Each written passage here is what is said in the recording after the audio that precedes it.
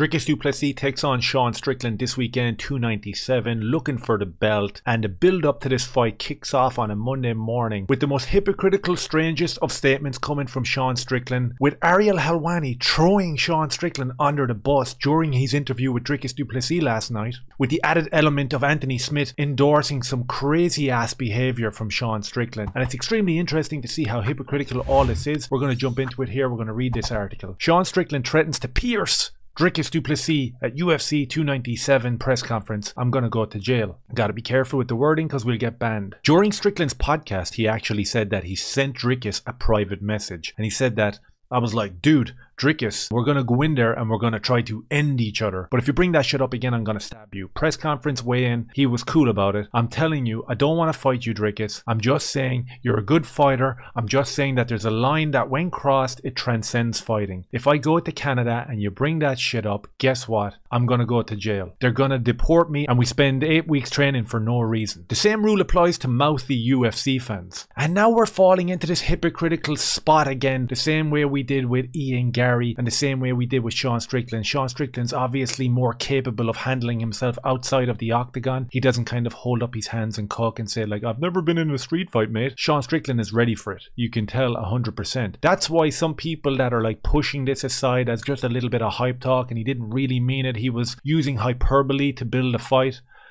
I don't think so. He goes on to say here, and I'm going to be careful with the wording because the YouTube algorithm is going to pick up on this. If I had an effing firearm on me at the UFC crowd fight, there's a chance, bro. There's a chance, Strickland continued. I don't want to throw away my life for something dumb, and that's why I'm always like, hey guys, let's be nice to each other. You serious? Best thing I can do is 12 to 6 elbows into the back of the head. If I wanted to do the most damage, if you look at the video right at the very end, I went to bite him. If you slow down the video, you'll see me grab his head and I went to take a chunk out of it. So I think as fans of Sean Strickland, we've actually crossed the Rubicon in terms of this is crazy talk, this is outlandish talk. There's one thing to be that crazy guy and there's another thing to actually threaten to be ending people's lives with kitchen utensils. That's stupid. And if I'm Dricus, that's the first thing I'm bringing up. Dricus isn't that guy unless he has to, which we learned last night during the Ariel Helwani interview. Ariel thrown Strickland under the bus. He was like right out the gates telling Dricus, listen man, the beef that happened, the fight that happened, it was Sean Strickland that drew first blood. He went after you and your coach's relationship and all that sort of craziness. So Ariel didn't really have any loyalty to Strickland last night. He got dumped under the bus. And again then with class, Dricus comes back and very diplomatically answers the question, talks very well about Sean Strickland being a man, about not pressing charges. All that type of stuff is to be commended. You're kind of left in this area where we were a couple of weeks ago with all the trash talk where some people are saying there's a line that can't be crossed. The person that we never expected to say that and be the most vocal about that was Sean Strickland. He's been crying, he's been virtue signaling, he's been playing the victim card for about 2 or 3 weeks now, and it doesn't fit with his character that he's built up over the last couple of years in the UFC. It really does make for a very interesting week in terms of a build up to a fight, in terms of a press conference, of a weigh-in, and then finally getting into the octagon and getting it done on Saturday night. You know, we can talk back and forth in terms of MMA Matt about who's going to win and what sort of style is going to like overcome and who's going to be the champion at the end of the night. But to say or to think that this whole back and forth about whether the trash talk goes too far or whether the fact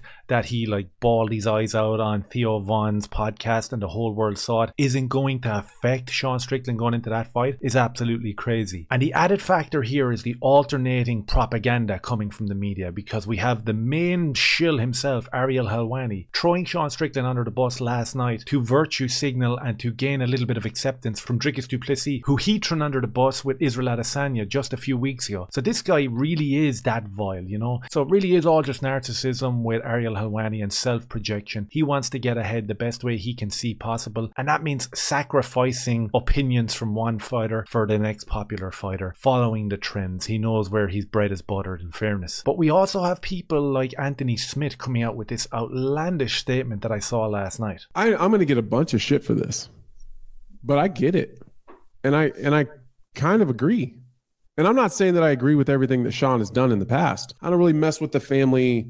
I don't talk about people's wives. I don't talk about people's kids. That's not my thing. But I just want to pause it there because that element infuriates me more than anything. I could be 100% off the mark here, but I would actually like it if someone could jump into the comments and show me an example of a UFC fighter going after his opponent's kids. I know that I highlighted Israel Adesanya humiliating Pereira's kids and really talking disparagingly about them. I'm glad I did it. Fuck them kids. Fuck them kids. Fuck them kids. That's gross. Besides him, and it's to be expected with that type of guy, I can't think of another instance. So are these ex-fighters and are the media basing this whole boogeyman of going after people's kids? Is that all based on Israel Adesanya attacking Pereira's kids? Or is it just some weird nebulous phrase that we've all started to adapt now to try restrict the speech and calm everything down a bit?